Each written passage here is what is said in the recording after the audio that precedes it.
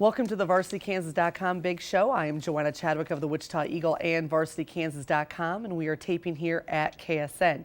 My guest today is East swimming coach Joe Hutchinson. Thanks for being here, Coach. Welcome. Thank you.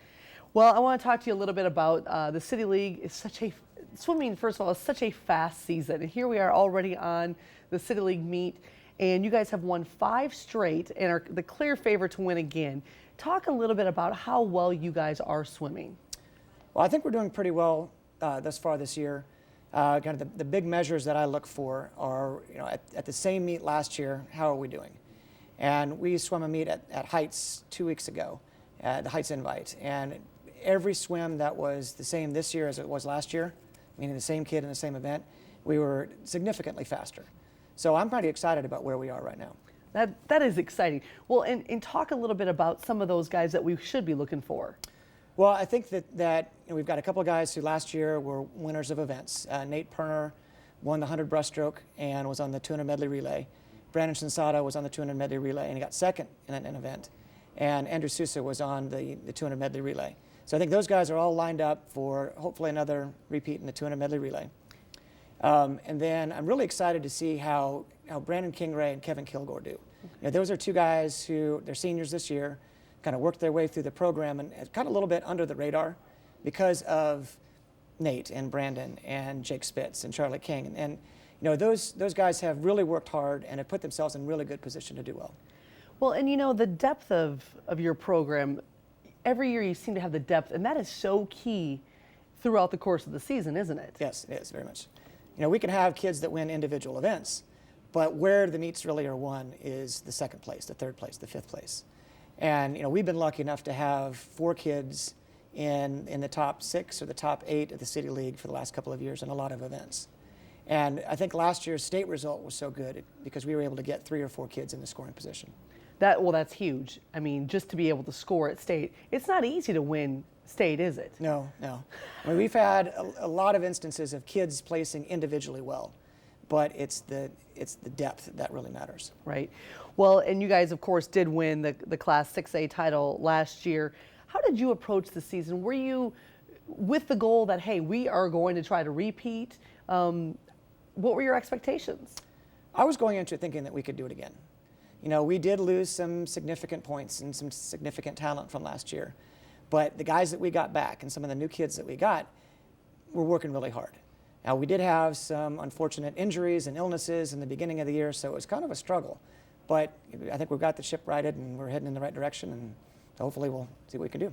Well, every sport talks about peaking at the right time, and of course that is really key. How do you feel like you guys are swimming here as we head into the postseason? Well, we really haven't done any sort of resting or focusing on any meet other than the state meet. For some of our kids that the city meet will be their last one, that will be their focus meet. But pretty much from day one, our focus for the majority of them was to get them to state and score well. Talk a little bit about swimming in the area, because to me, of course, in the swimming community, you guys all seem to know each other anyway. You know who all those top athletes are. Who should we be watching from the area when we head to state? Well, I think one of the things that will be interesting is to see how Heights does, because Heights is moved to the 5A meet now, and they've got a couple of guys that really are very talented. Where I think the difference between our program and their program right now is depth, and then they've got some great speed and some great endurance, and I think it'd be fun to see how they do. It'd be kind of a good comparison. Yeah, it's fascinating. I've heard that quite a bit talking to some of the people in the swimming community, is that really opened things up for them, because when it was just one meet, it was 6A and everybody else, it was extremely hard to win a title. But it opened some things up for everybody, both in 6A and then in 5 through 1A, didn't it, with the split? Yeah, you took out some of the very, very talented kids from the 5A and under schools. And that allowed the 6A schools to get more kids into the meet. And so depth became a little bit easier to attain there. And then from the 5A and under perspective, rather than having to get several kids qualified at a fast qualification time, their qualification times are a little bit slower. And so they're able to get more kids into the meet, and then all of a sudden they have depth. That's really interesting. Well, I am really looking forward to seeing how all this pans out. Good luck to you guys at the City League meet, and thanks for coming on the show. Great, thanks.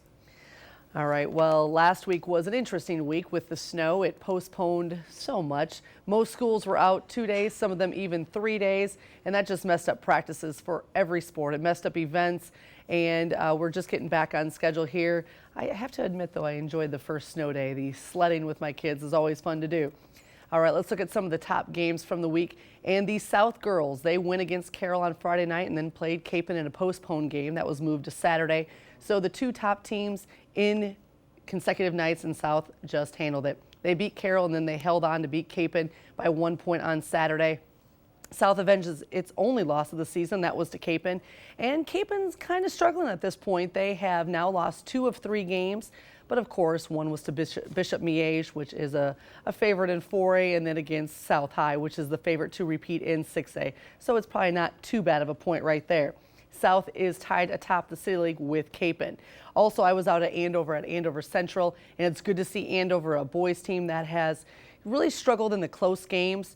They got a good win over Andover Central, and they moved to over 500 for the first time this season. But it was the girls' game that really caught my eye. First of all, those are 2 good programs, 2 well-coached teams, and for the second time this season, it comes down to the final seconds. Andover wins both those games. They win the girls' game when Caitlin Day goes 6.4 seconds. That's all she's got. She goes the length of the court, and she scores as the buzzer sounds. It was an incredible finish. You can see the video at varsitykansas.com, and I got to tell you, the best part of that video was Max Hamlin when he did his little air guitar celebration. It's awesome. Very exciting to see and kind of funny all at the same time. All right, on Tuesday of this week, we've got East at Heights. This is a great game. The first time around, it was a 1-point game. Came down to free throws at the end with no time left on the clock. And East has a 1-game lead over Heights. Heights is looking to tie that up in the City League, but it's going to be a tough one. Boy, I tell you, that's a game to watch on Tuesday night, that's for sure. But there's other games that you got to check out. We got Derby at Mays High boys. Mays South is at Collegiate, and Andover Central is at Eisenhower. That's a good girls game too, Andover Central at Eisenhower. Eisenhower only has 1 loss in ABCTL Division II, and that was to Andover Central. Andover Central took it to Eisenhower the first time they played, but now Andover Central coming off this loss. If they're going to stay in the thick of things, they have got to get a win over Eisenhower. On Friday night, Augusta boys are at Circle. The Carroll girls play at Capon, and Heston is at Hillsborough. I'm going to be checking out that game, and those are two good games, both great matchups for both boys and girls. Of course, City League swimming is Thursday night, and City League wrestling is on Saturday. Please contact me at any time if you have any questions or story ideas. Got a kid out there that I just need to be writing about and haven't yet? Let me know. You can catch me at jchadwick@wichitaeagle.com or on Twitter at Joanna Chadwick.